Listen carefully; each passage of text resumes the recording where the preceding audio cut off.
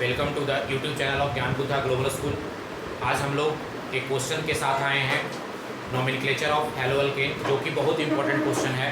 और उस क्वेश्चन को कैसे हम लोग बनाते हैं, इसमें बच्चों को बहुत तरह के डिफिकल्टीज फेस करना पड़ता है। बच्चों को क्लियर इस स्ट्रक्चर को तोड़ने नहीं आता है।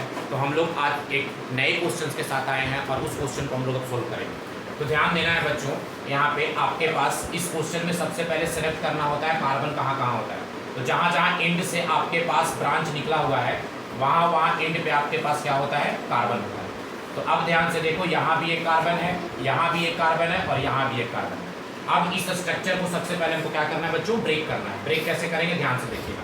सबसे पहले हम लोग लिख लिए CH3, इसके साथ इस कार्बन के साथ CH अटैच है और इस कार्बन और इस कार्बन के बीच में एक कार्बन और आ गया और इसके बीच में आपके पास क्या है बच्चों, डबल बॉन्ड है और इस कार्बन के साथ हाइड्रोजन भी अटैच है, कोई डाउट नहीं होगा।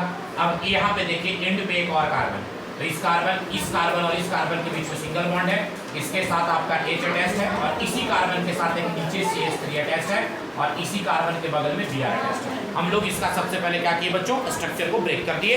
अब स्ट्रक्चर जब ब्रेक हो गया तो अब इस क्वेश्चन को बनाएंगे, कैसे बनाना है। तो अब ध्यान से देखो, इसमें एक रूल याद रखना है कि अब आपको काउंटिंग किधर से स्टार्ट करना है। तो ध्यान से देखो, एक लंबा चेन सबसे पहले पेरेंट चेन सेलेक्ट करो। तो 1 2 3 4 5। इस क्वेश्चन में आप देखेंगे कि ये आपका जो है वो आपका कौन सा चेन है, इसको हम लोग PC बोलेंगे। क्या बोलेंगे, PC बोलेंगे। इसका नाम है पेरेंट चेन। तो आप हम लोग यहाँ पे देख लिए कि ये पेरेंट चेन हो गया।